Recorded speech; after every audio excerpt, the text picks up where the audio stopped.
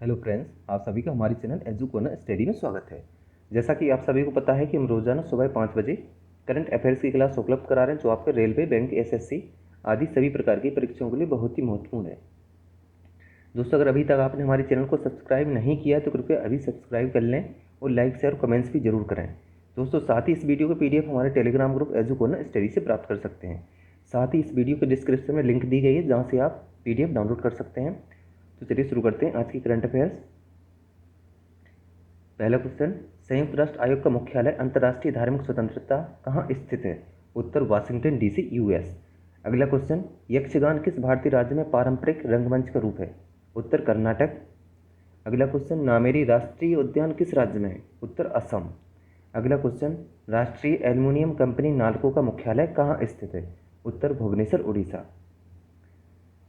अगला क्वेश्चन, केंद्र सरकार गृह मंत्रालय द्वारा राज्यों में फैले रिव्यू कोरोना वायरस की कुल संख्या कितनी है? जिसका जवाब है 11। देश के कई जिलों में तालाबंदी के उल्लंघन से आम लोगों के जीवन के लिए गंभीर खतरा पैदा हो गया है। गृह मंत्रालय MHA ने कोरोना वायरस से उत्पन्न गंभीर स्थिति की समीक्षा के लिए 5 नए अंतर मंत्रालयी केंद्रीय दल IMCT का गठन किया है तथा ऐसी टीमों की कुल संख्या 11 है। अगला क्वेश्चन, उस भारतीय राज्य का नाम बताइए जिसने धनवंतरी योजना शुरू की है, जिसके तहत स्थानीय स्तर पर अनुपलब्ध दवाएं घर पर ही मरीजों तक पहुंचाई जाएंगी। इसका जवाब है असम।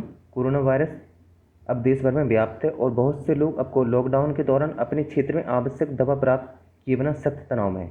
इसे देखते ही असम राज्य सरकार के स्वास्थ्य विभाग ने धनवंतरी नामक एक विशेष योजना शुरू की है, जिसके तहत स्थानीय स्तर पर अनुपलब्ध दवाओं को घर पर ही मरीजों तक पहुँचाया जाएगा।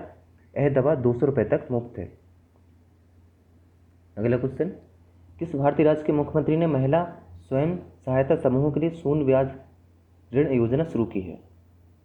जिसका जवाब है आंध्र प्रदेश। आंध्र प्रदेश के मुख्यमंत्री YS जगनमोहन रेड्डी ने महिलाओं के कल्याण के लिए 8.78 लाख SHG लगभग 91 लाख सदस्यों को लाभान्वित करने के लिए 1400 करोड़ रुपए की राशि जारी करके महिला स्व सहायता समूहों SHG के लिए शून्य ब्याज ऋण योजना फिर से शुरू की।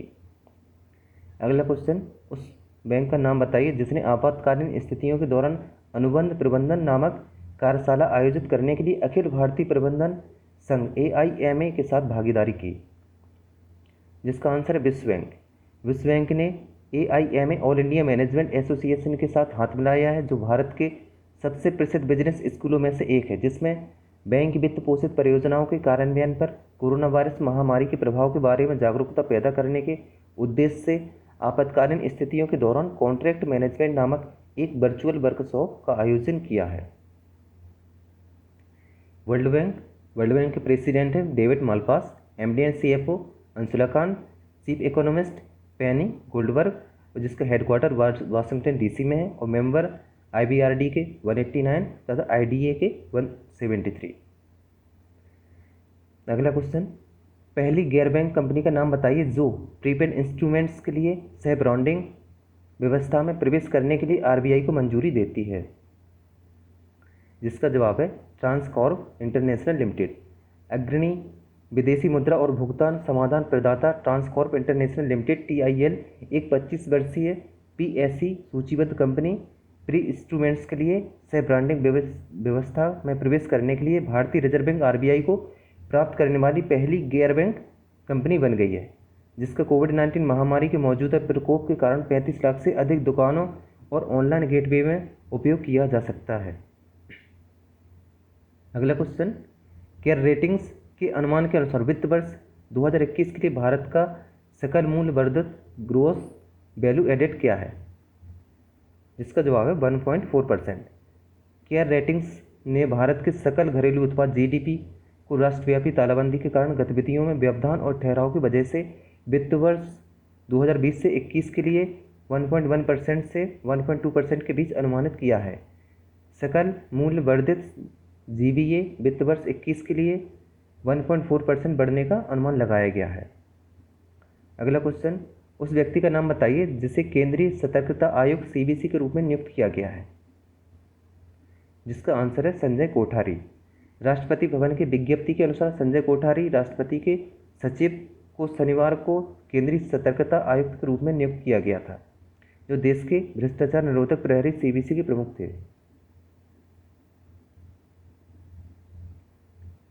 अगला क्वेश्चन, उस संस्थान का नाम बताइए जिसने Times Higher Education impact ranking 2020 के दूसरे संस्करण में भारतीय संस्थानों में टॉप किया है। तो जिसका जवाब है IIT Kharagpur. Times Higher Education के इम्पैक्ट रेटिंग 2020 के दूसरे संस्करण के अनुसार जिसने 85 देशों के 766 विश्वविद्यालयों को स्थान दिया है। The Indian institute of technology IIT Kharagpur वैश्विक विश्वविद्यालयों में 87.9 के स्कोर के साथ 57वें स्थान पर है। ऑकलैंड विश्वविद्यालय शीर्ष स्थान पर है जिसमें।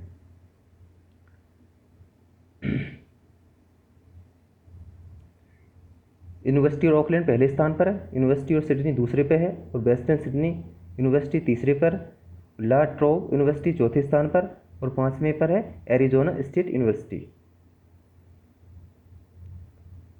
अगला क्वेश्चन, किस भारतीय नवरत्न सीपीएसई ने ICICI prudential mutual fund Bharat 22 ETF में 59 करोड़ रुपए की हिस्सेदारी ली है। तो जिसका जवाब है national aluminium company NALCO.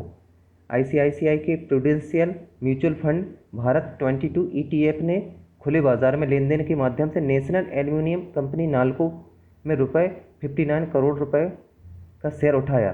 National stock exchange ने कहा है कि 1.71 करोड़ से अधिक शेयर औसतन रुपए 34.43 के बराबर खरीदे गए। अगला क्वेश्चन, आईआईएफएल वेल्थ मैनेजमेंट ने लॉर्सन एंड टर्बो कैपिटल मार्केट्स एलटीसीएम के 100% इक्विटी शेयरों का अधिग्रहण किया है। एलएनटी का मुख्यालय कहाँ स्थित है? जिसका जवाब है मुंबई।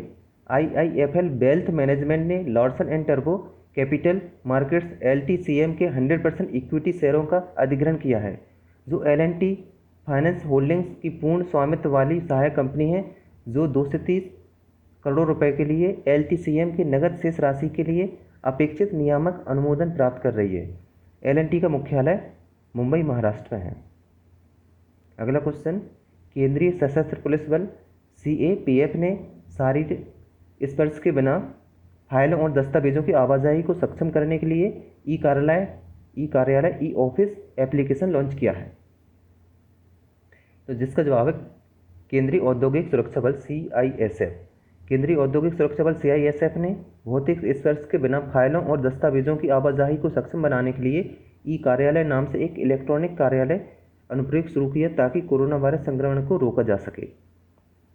अगला क्वेश्चन, किस अंतरिक्ष एजेंसी के सहयोग से लूनर प्लेनेटरी इंस्टीट्यूट के साथ यूनाइटेड स्टेट जियोलॉजिकल सर्वे ने चंद्रमा का पहला डिजिटल नक्शा unified geological map of the moon नाम से जारी किया?